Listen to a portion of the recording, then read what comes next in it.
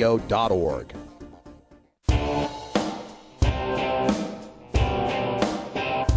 We must wage what I have called total war against public enemy number one. I support a change in law to end federal criminal penalties for possession of up to 1 ounce of marijuana. That marijuana, pot, grass, whatever you want to call it, is probably the most dangerous drug. Some think there won't be room for them in jail.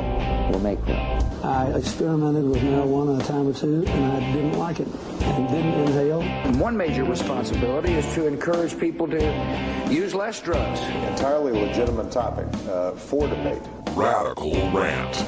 Welcome back, everyone. 48 after the hour, and on a previous show, we introduced you to the plethora of bills introduced in Washington state having to do with marijuana. Well, here in the Pacific Northwest, the Oregon legislative session is begun, and there is an even bigger plethora. Can you have a bigger plethora? I don't know how that works, but an even bigger plethora of marijuana and medical marijuana bills to talk about. Let's get to them because we don't have a whole lot of time here. A Democrat out of Springfield, Oregon has introduced a measure called House Bill 2636, which would limit doctors to approving medical marijuana cards for no more than 450 people. Yeah, this is because they found that about 9 doctors in the state approved about half of the 56,000 medical marijuana recommendations. Now, the reason this happens, of course, is because most doctors won't recommend, and not because they don't want to, but because they can't. They're tied up by their insurance, their clinic, their practice, whatever it might be. They're not allowed to. So there's no more surprise in having a few specialists that recommend medical marijuana for patients than finding out that most of the abortions in Kansas are done by one doctor. It's just supply and demand. There's a lot of demand and very few people supplying that. I would be against this bill. I mean, do we limit doctors on how many patients they can write other prescriptions for? Now, there's two House bills coming from Representative Greg Smith. These are two of the most offensive things I've heard of. House Bill 2040 would prohibit retail sales of marijuana within 1 mile of a school. And 2041 would allow cities to establish a 1 mile exclusion zone around schools. A mile away from a school? Do you realize that just Lincoln High School in Portland, Oregon, just one high school in Portland, Oregon, it's in the center of kind of the western side, across the river where all the skyscrapers and the downtown district is. 1 mile radius around that one school means there could not be a single grow, processor, or retailer anywhere on that side of the river. That is just ridiculous, and I have full confidence that these bills will be shot down in flames. Democrat from Gresham is pushing Senate Bill 445, which would require warning signs and labels on pot and at the dispensaries that indicates the use of marijuana by pregnant women could heighten the risks to their babies. Well, folks, there's not a whole lot of good data to support that. There are the tiniest differences, and we see one study that'll show the kids are even better off compared to the ones that whose mothers didn't use marijuana. But hey, they got warnings on alcohol about pregnancy. I don't see it's too much of a stretch to have warnings about marijuana. A pregnant woman should at least consult her doctor. So I'm not too against that bill.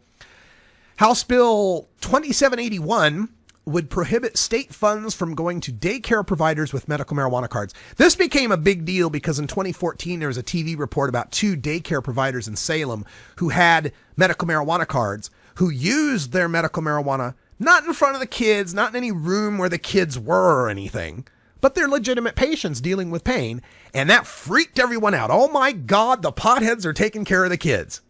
I'm against this. There is no reason why we should prohibit state funds from going to daycares based on the medicines that sick people working there are using. This is more discrimination against marijuana. If it's a medicine, it's a medicine. Let's stick to that idea.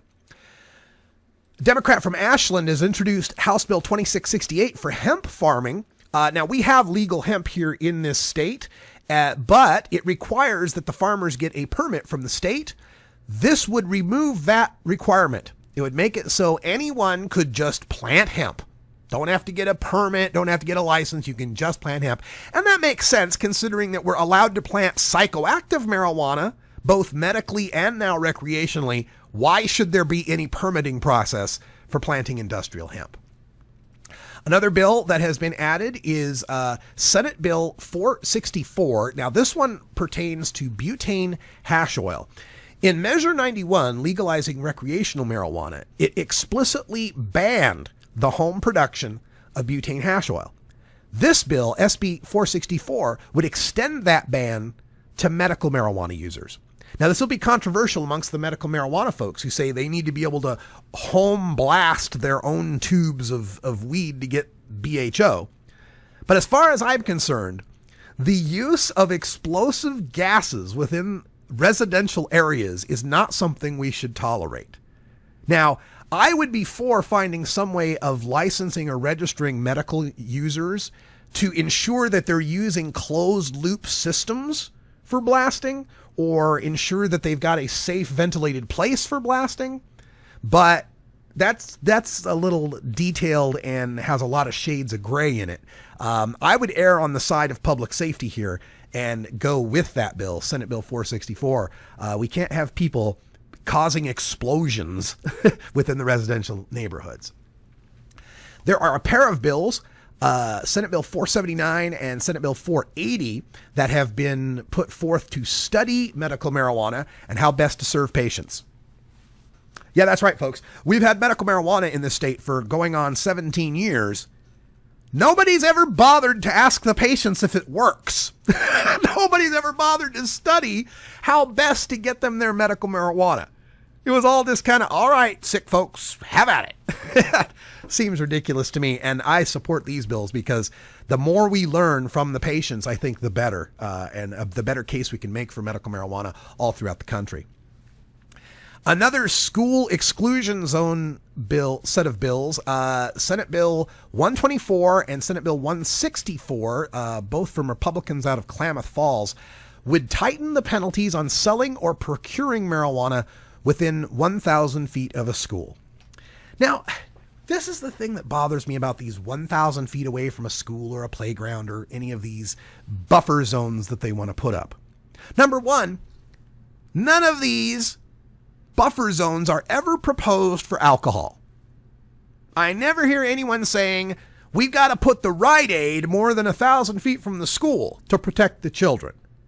Why do they always think that it's with marijuana that adults are going to decide to break the law and start distributing it to kids? And how does 1,000 feet make a difference? What, a kid who wants to go to the pot dealer is not going to go 1,025 feet? It's just a ridiculous exclusion. And when we're talking about urban areas like the downtown Portland core, Southeast Portland, any of these urban areas that are laden with schools and parks and playgrounds and such, all these exclusion zones all they do is push medical marijuana and recreational marijuana out into red light districts. All they do is burden sick people and recreational consumers unnecessarily. Now, I'm all for having enhanced penalties for selling to minors or enticing minors or advertising to minors.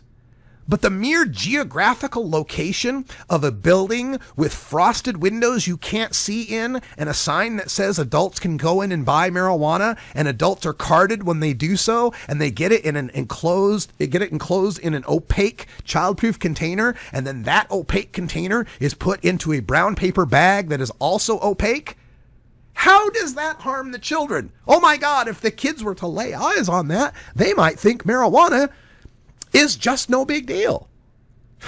It's ridiculous, and this kind of discrimination and prejudice against marijuana businesses needs to end.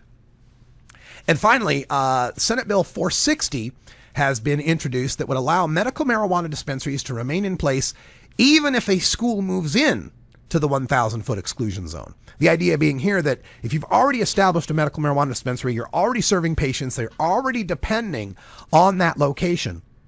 That location shouldn't be forced to go out of business because now a new school is opening up nearby. I would support this, of course, as a makeshift measure until we can end all of these exclusionary zones. But half a loaf's better than none. We'll take that one. That wouldn't be so bad. At least 16 marijuana-related bills that have been introduced in the Oregon legislature, and many more are in the works. They're going to try tinkering with everything. You know, they're going to go after trying to grandfather in these local taxes, all of these areas, all these localities passed on marijuana, something explicitly against the intent of Measure 91, which gives sole taxation authority to the state. In fact, there's a lawsuit that has just been filed in Newburgh, which is one of these cities that passed such a tax, demanding that the city of Newburgh cite the authority by which they are taxing marijuana. And think about this, right? Newburgh, the city, says we're going to tax recreational marijuana, but they said so before recreational marijuana was a legal thing to tax. So how do you pass a tax on something that cannot legally be taxed, just assuming that it will become legal someday, especially when what made it legal explicitly forbids you from passing a local tax? These and other issues are going to be at play in the Oregon legislature all throughout the session. We'll bring you as much coverage of the legislative politics and session as we can. I will also be involved in my new role as the executive director of Portland Normal, attending some of these hearings and meetings and doing our lobbying from the consumer's point of view as to how these things should play out. Wow, folks, time flies when you're legalized.